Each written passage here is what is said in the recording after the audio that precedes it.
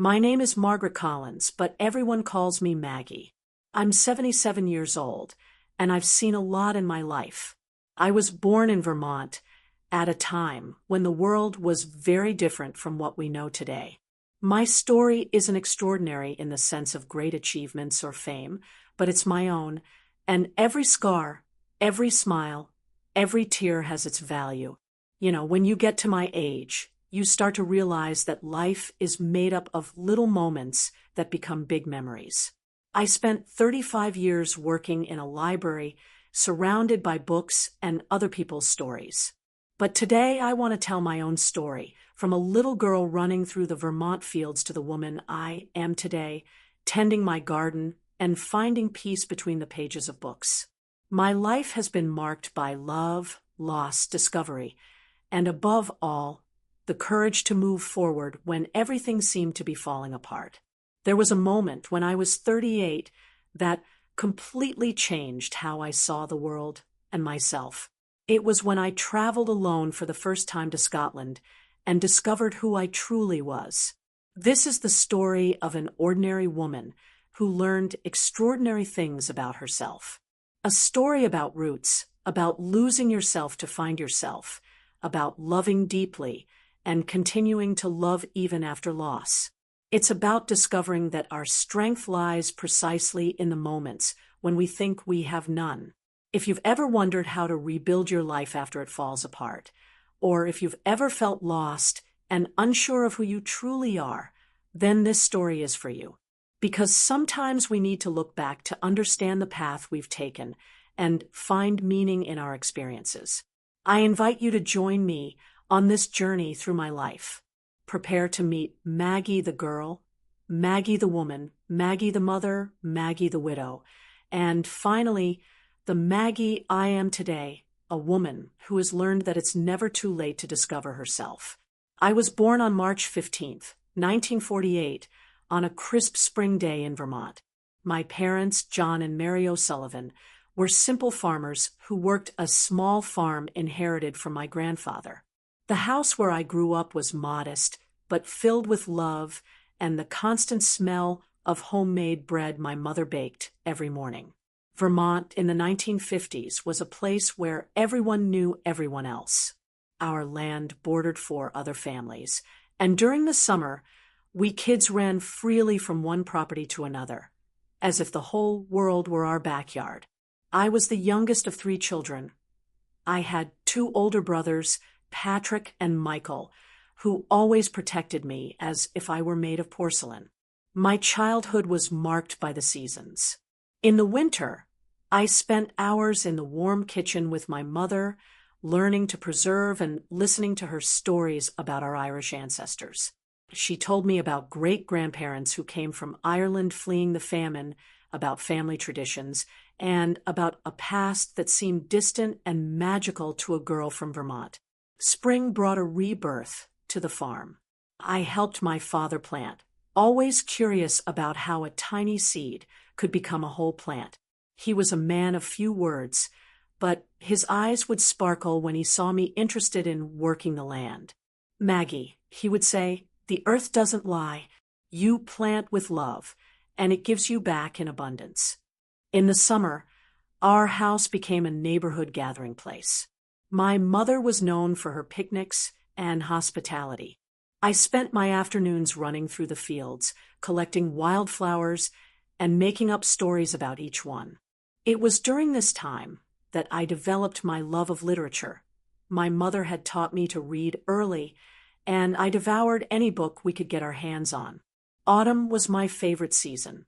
The leaves changed colors, creating a spectacle that took my breath away every year. It was also harvest time, when the whole family came together to store food for the winter.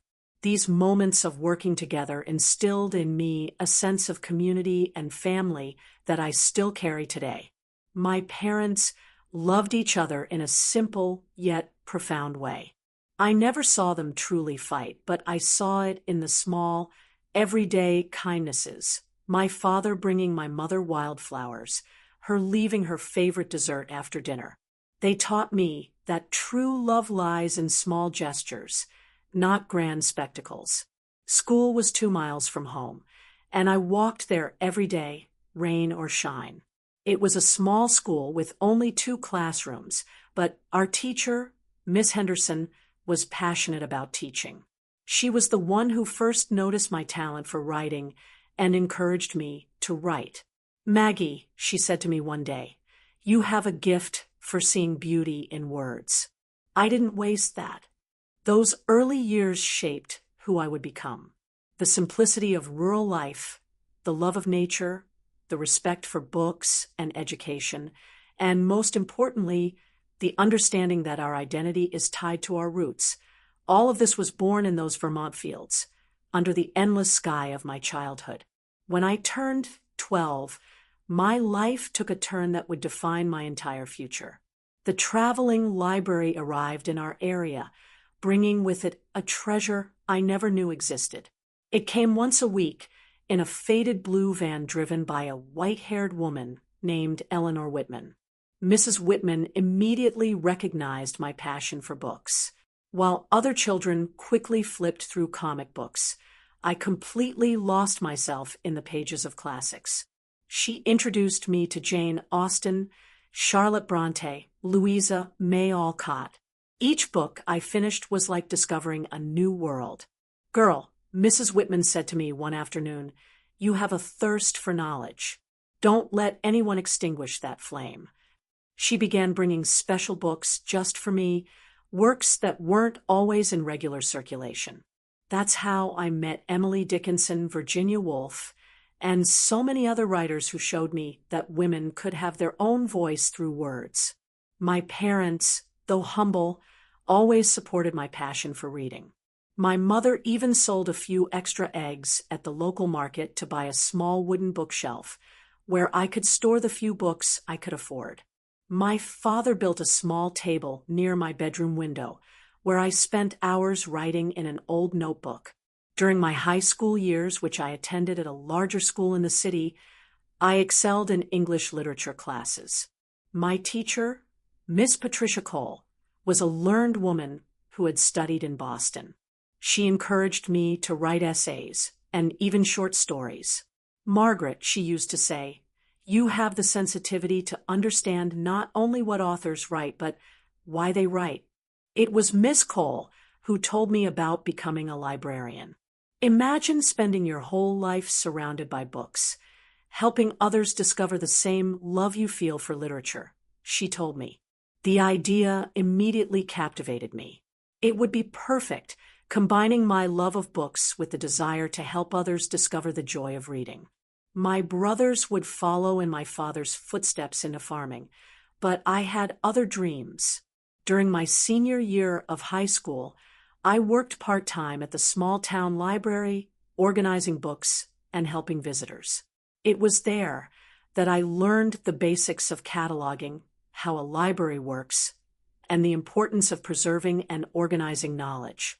The head librarian, Mrs. Sarah Thompson, became my mentor.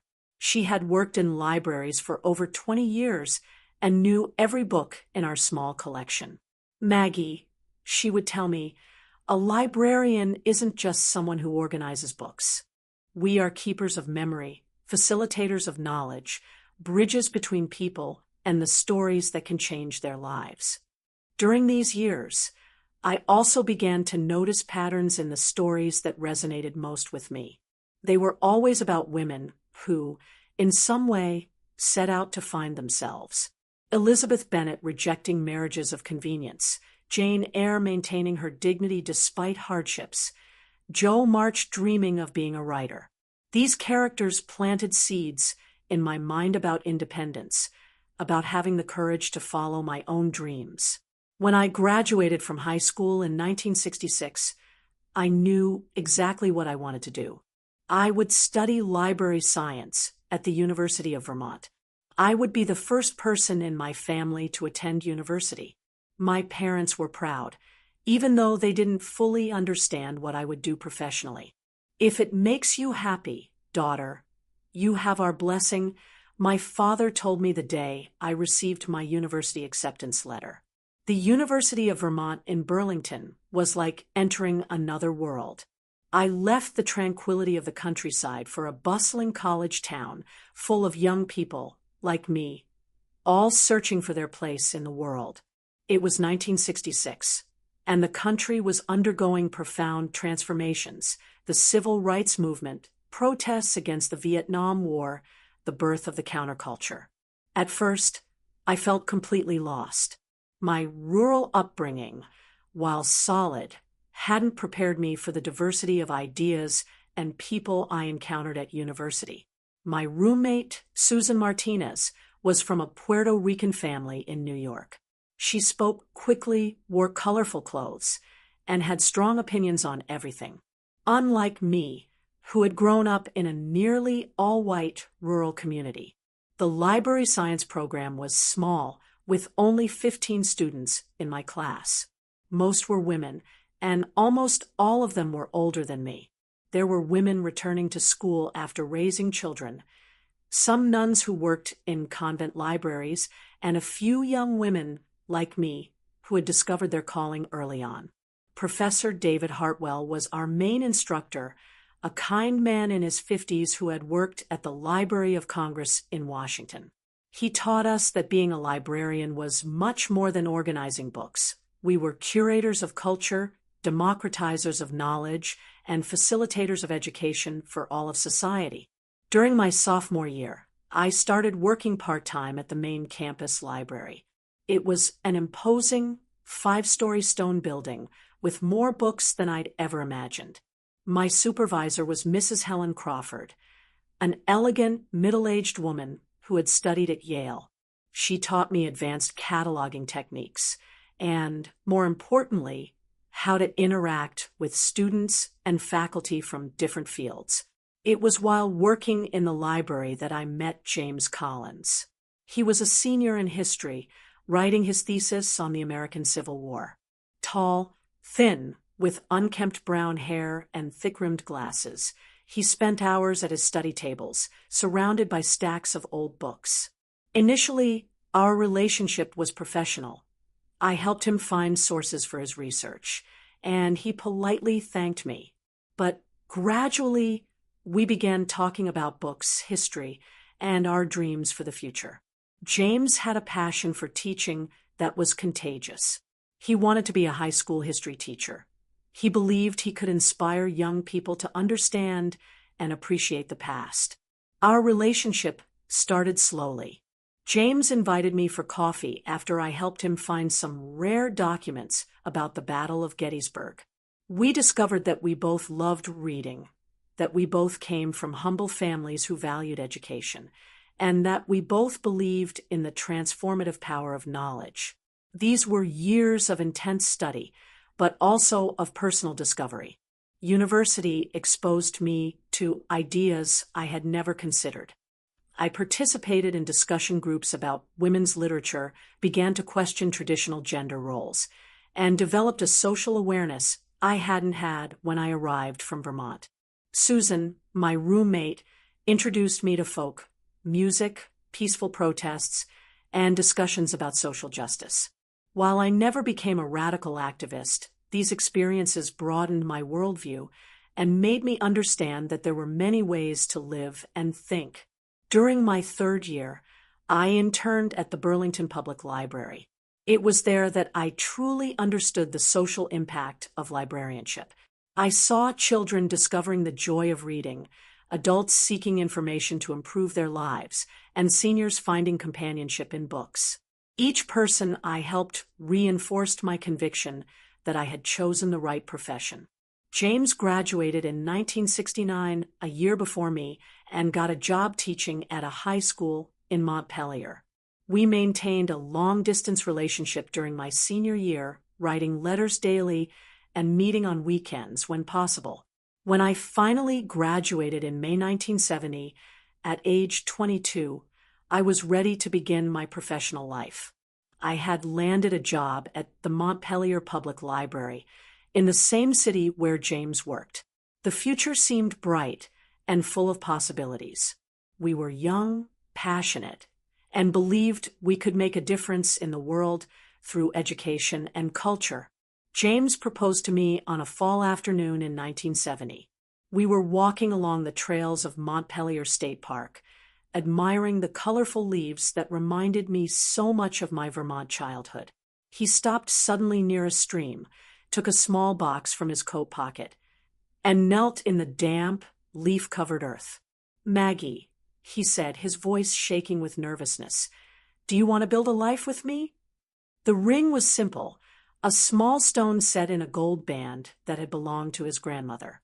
It wasn't fancy, but it was his, it was ours, and it represented all the love we felt for each other. We married in June 1974 in a small ceremony at the Methodist Church in my hometown. My parents were overjoyed. Finally, their youngest daughter was marrying a good, educated, and hardworking man. James's parents, who had come from New Hampshire, immediately hit it off with my family. It was a union of two simple families who valued the same things: honest work, education, and family. Our honeymoon was a modest trip through the Vermont mountains. We stayed at a small inn in Stowe, hiked the trails, visited local museums, and, most importantly, talked for hours about our dreams for the future. James wanted to eventually pursue a master's degree and perhaps teach at a university. I dreamed of one day running my own library, perhaps writing articles on literature for trade magazines. The first years of our marriage were filled with adaptation and growth. We rented a small house in Montpelier, close to both the school where James worked and the library where I was building my career. It was a simple two-bedroom home with a cozy kitchen and a small backyard that quickly became my personal retreat. At the library, I was growing professionally. Mrs. Eleanor Davis, the director, recognized my potential and gave me increasing responsibilities. I organized reading programs for children, created a more efficient cataloging system, and started literary discussion groups for adults. It was rewarding to see how my work directly impacted the community. James was also excelling as a teacher. His students adored him because he made history vivid and relevant. He organized educational trips, created historical dramatizations, and always found creative ways to connect the past with the present. Time and again, his former students returned to thank him for instilling in them a love of learning. In 1976, we found out I was pregnant. The news filled us with joy and anxiety at the same time. James was so nervous he dropped a cup of coffee when I told him, "We're going to be parents." "Maggie, can you believe it?" He spent the rest of the evening making plans, talking about names, about how we would decorate the baby's room. Thomas James Collins was born in March 1977, a week after my 29th birthday. It was a difficult birth, but the moment I held my son in my arms, I felt a love more intense than anything I had ever experienced. James cried when he held Tommy for the first time. "He's perfect, Maggie. Look at those little hands." Being a mother completely changed my perspective on everything. I continued working at the library, but now part-time, so I could care for Tommy. James took on more responsibilities at home, helping with diapers, nighttime feedings, and all the challenges that a baby brings. We were a team, united by our love for our son and for each other. 2 years later, in 1979, our daughter, Sarah Elizabeth, arrived. If Tommy had been a quiet baby, Sarah was pure energy from the moment she was born. She cried more, slept less, but had a smile that lit up the whole house. James used to joke that she inherited my Irish family's strong personality. With 2 young children, life became more challenging but also richer. Our house was always filled with laughter, tears, games, and the organized chaos that only families with young children know. I had further reduced my library hours, but Mrs. Davis was understanding and allowed me to work flexibly, sometimes taking work home. These were years of little sleep, many financial worries, but also of pure and simple happiness. Watching James play in the garden with the children, reading them bedtime stories, seeing his first steps, his first words. All of these created memories that still warm my heart today. The 1980s brought a stability I'd never experienced before. Tommy was in elementary school, Sarah was in kindergarten, and our family routine had found a comfortable rhythm. James and I took turns driving the kids to school. I worked part-time at the library while they were in class, and afternoons were dedicated to family activities. Our home in Montpelier became the center of everything. The garden I had planted in the early years of our marriage was now a veritable oasis. Climbing roses covered the back fence, vegetable beds provided fresh produce for our table, and a small apple orchard provided shade for the children's summer play. Tommy showed early signs of academic intelligence, just like his father. He devoured children's books and always asked me complex questions about the stories. "Mommy, why did the big bad wolf want to eat Grandma? Mommy, why didn't Cinderella run away on her own instead of waiting for the prince?" His questions made me laugh, but they also made me deeply proud. Sarah was different, more artistic, more emotional. She spent hours drawing, inventing fantastical stories about princesses who saved dragons instead of being saved by them. James and I enjoyed watching our children, raised in the same house by the same parents, develop such distinct personalities. At the library, my career continued to progress. When Mrs. Davis retired in 1983, I was promoted to assistant director. It was a responsibility that thrilled and terrified me at the same time. Now I supervised other librarians, made book acquisition decisions, coordinated community programs, and represented the library at city meetings. One of my proudest initiatives was creating the Family Stories program.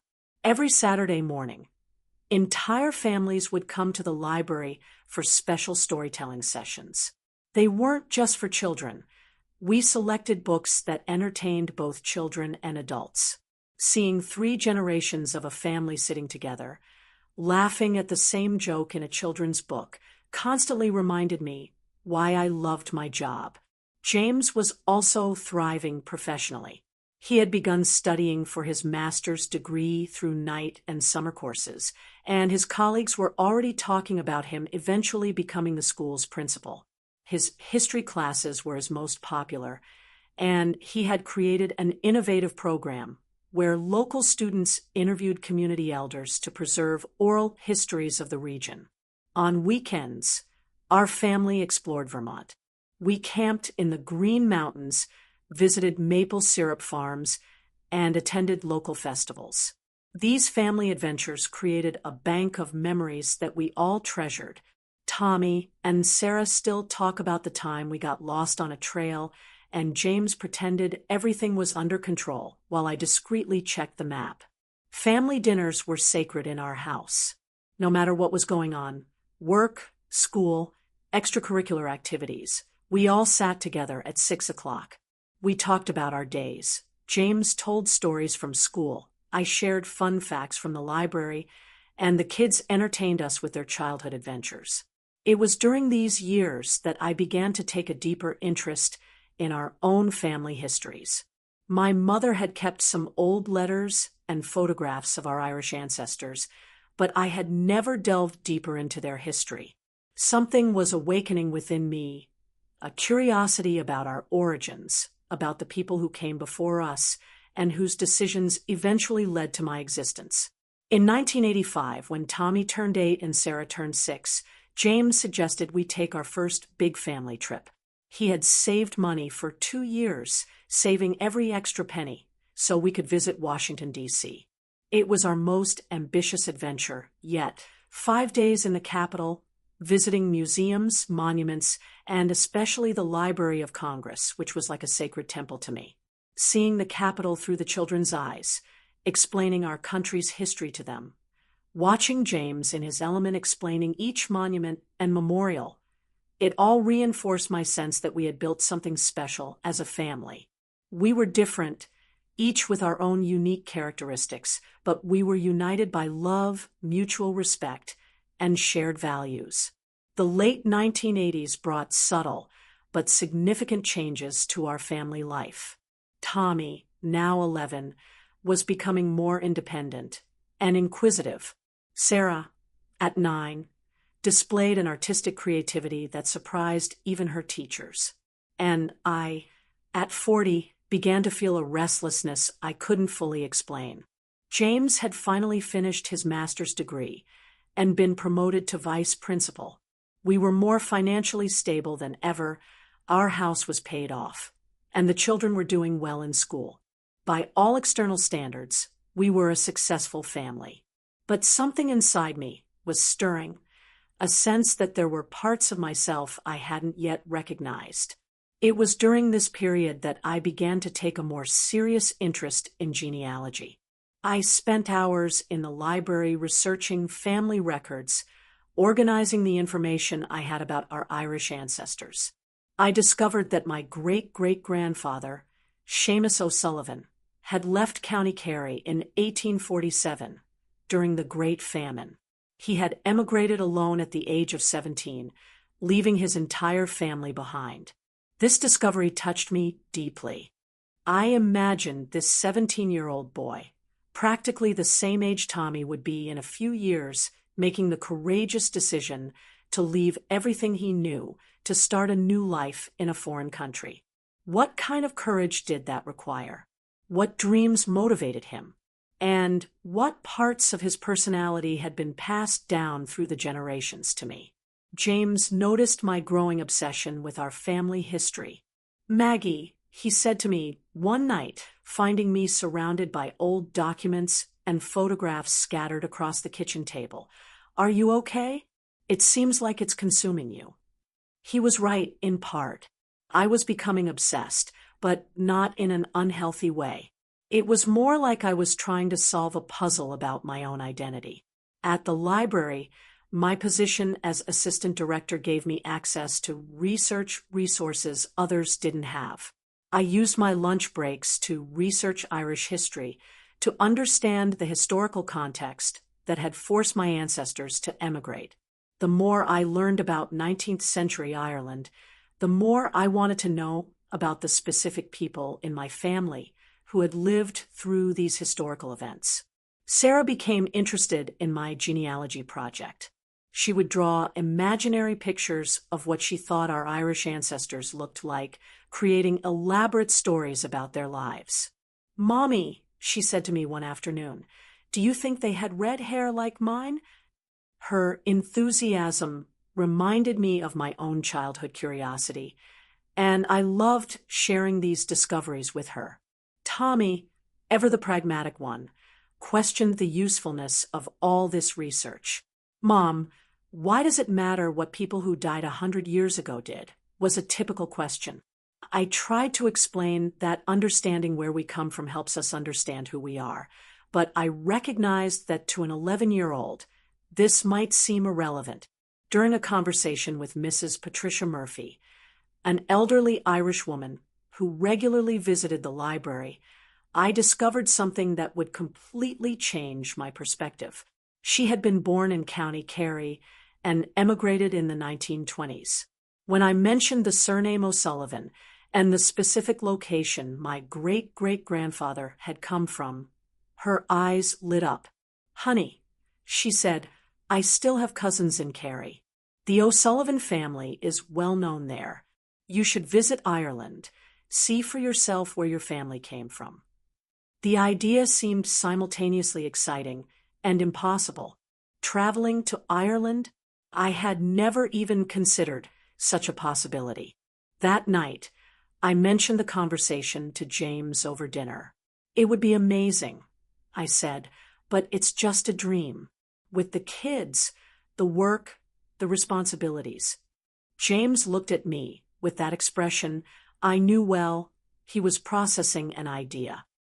"Maggie," he finally said, "why not? You have vacation time. I can babysit. Maybe it's just what you need." The idea of traveling alone to Ireland was terrifying and exciting at the same time. I had never traveled anywhere alone, much less to another country. But the more I thought about it, the more the idea grew in my mind like a seed planted in fertile soil. Maybe it was time to discover not only where I came from, but who I truly was when I was completely alone, away from all the roles that define my daily life. The decision to go to Ireland wasn't made overnight. For months, I teetered between excitement and terror. It would be my first international trip, my first time away from James and the children for more than a few days. But there was something about the idea that called to me irresistibly, as if my ancestors were whispering my name down through the generations. James was incredibly supportive. He took on all the childcare responsibilities, organized his school schedule to be more available at home, and even helped me plan the itinerary. "Maggie," he told me as we studied maps of Ireland spread out on the kitchen table, "you deserve this, and we're going to be fine here." Sarah was initially upset at the idea of me traveling without her. "Why can't you take me with you?" she cried. But when I explained that this was a special journey I needed to take alone to discover our family history, she began to understand. Tommy, ever practical, made a list of things to bring back from Ireland that included a real four-leaf clover and a picture of the oldest castle you can find. Mrs. Murphy gave me letters of introduction to her cousins in Kerry, as well as practical advice on traveling in rural Ireland. "Honey," she warned me, "the roads are narrow and winding. Rent a small car and be patient. And don't be surprised if people stop everything to talk to you. That's just how we are."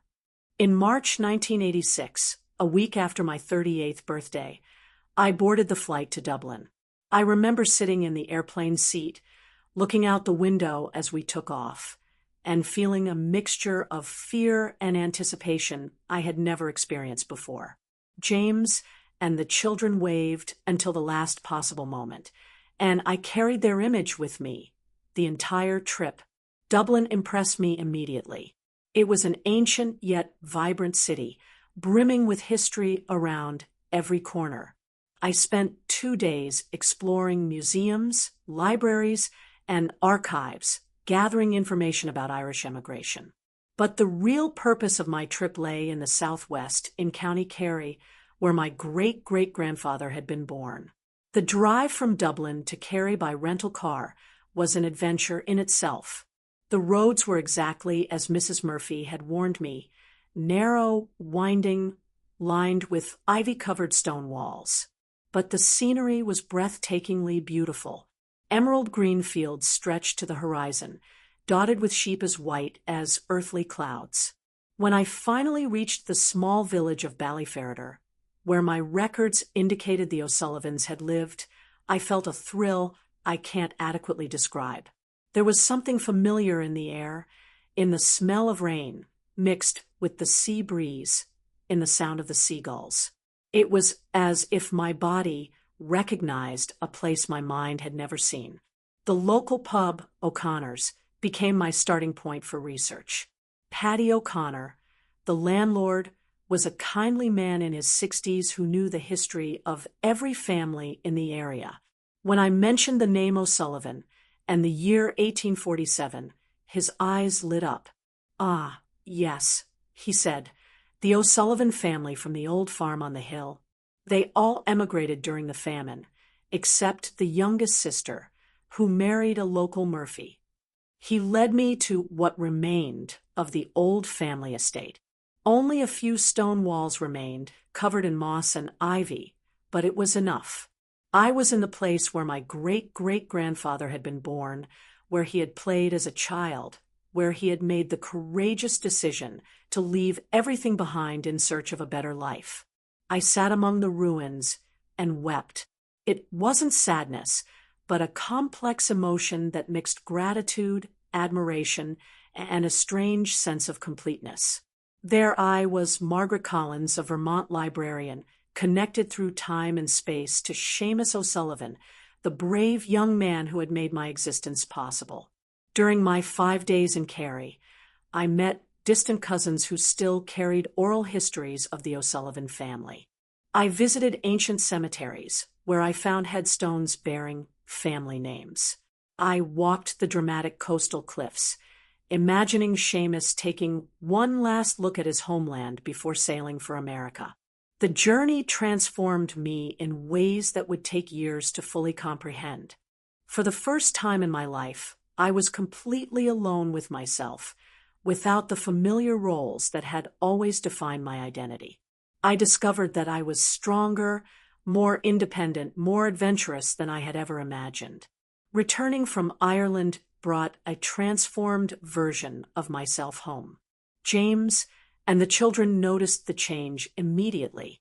There was a new confidence in my step, a different sparkle in my eyes. I had discovered parts of my personality that had been dormant, and this discovery reverberated in every aspect of my life. "Mommy, you seem different," Sarah told me at our first dinner after my return. She was right. I had experienced the freedom of being completely responsible for myself, of making decisions without consulting anyone, of following my curiosity without restraint. It was an intoxicating feeling I didn't want to completely lose. James, ever perceptive, understood that our family dynamic would need to adjust to accommodate this new version of me. "Tell me everything," he said on our first night together. We spent hours talking about my discoveries, not just about our family history, but about my own capacity for independence and self-discovery. At the library, my experience in Ireland inspired new projects.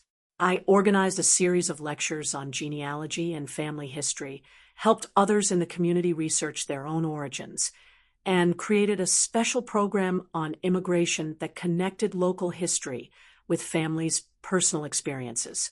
Tommy and Sarah were fascinated by the gifts he brought: photographs of the family farm ruins, stones collected from the Irish coast, and most importantly, vivid stories about their ancestors. Sarah incorporated Irish elements into her artwork, while Tommy developed a belated interest in family history that he had previously considered irrelevant. But perhaps the most significant change was in my relationship with myself. For the first time, I had memories that were uniquely mine, experiences I didn't share with James, the children, or anyone else in my everyday life. This created an inner space that was mine alone, a sanctuary of independence that nourished me spiritually. I began making small decisions more independently. I decorated our bedroom with photographs of Ireland without consulting James first. I enrolled in an Irish history course at the local university. I began corresponding regularly with the Irish cousins I had met, maintaining these family connections as a personal project. James supported all these changes with grace and understanding. Occasionally, I'd catch a quizzical look when I mentioned some plan I'd made independently, but he never expressed resentment. Instead, he seemed intrigued and even admired the more assertive woman I was becoming. The following years were marked by rapid professional growth. In 1988, when Mrs. Eleanor Davis retired permanently, I was promoted to senior library director. It was a position I had dreamed of holding, but it came with greater responsibilities than I had imagined. I now supervised a staff of 12, managed a significant municipal budget, and represented the library on several city boards and committees. Managing the library allowed me to implement changes I had envisioned for years. We modernized the cataloging system, expanded children's programs, partnered with local schools for educational projects, and launched the region's first adult literacy program. Each successful innovation reinforced my confidence in my leadership abilities. Tommy was now in high school, a bright and inquisitive young man who had inherited his father's passion for history and my love of books. Sarah, at 13, displayed artistic talents that astounded her teachers. Both were developing into unique and interesting individuals, and I was proud to see how our family had created an environment where each person could authentically flourish. James continued to thrive as an educator. He had become assistant principal at the school and was respected by both his colleagues and the students' parents. Our marriage partnership had evolved to accommodate my growing independence, and we found that this strengthened our relationship rather than weakened it. In the evenings, after the children went to bed, James and I would talk about our projects, dreams, and observations about life.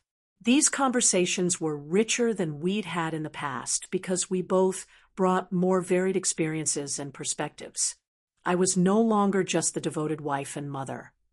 I was also the accomplished library director, the genealogical researcher, the woman who had navigated the Irish roads alone. These were years of delicate but satisfying balance between family responsibilities and personal growth. I had learned that it was possible to be a devoted wife and mother while also maintaining spaces of independence and self-discovery. The trip to Ireland had planted seeds of self-discovery that continued to flourish years later.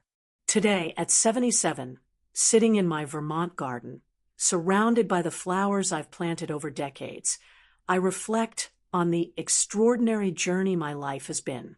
I am a woman who has discovered that our identity is like a garden, always growing, always changing, always surprising us with new blooms. I lost James 5 years ago, a sudden onset of cancer that robbed us of the chance to say a proper goodbye. Tommy now lives in Boston, a college history professor who carries on his father's passion for education. Sarah lives in Oregon, a successful artist whose paintings capture the wild beauty she's always seen in the world. They've both built families of their own, perpetuating the values of love, curiosity, and respect we strive to instill. My life has taught me that we are far more resilient and capable than we imagine. The shy girl from Vermont discovered she could travel alone to another continent. The young librarian learned she could lead an entire institution. The devoted wife realized she could maintain her individuality within her marriage. The devoted mother realized she could raise independent children who flew with their own wings. The trip to Ireland at age 38 remains the most transformative moment of my life, but now I understand that it was merely the catalyst for discoveries that were already latent within me. Each person carries within them multiple versions of who they can become. We just need to have the courage to explore them. If I could give one piece of advice to 20-year-old Maggie, it would be this: have the courage to surprise yourself. Accept that growing up means constantly discovering unknown parts of yourself. And remember that it's never too late to embark on a journey of self-discovery, even if it's just in your own garden, observing how each season brings inevitable and beautiful transformations.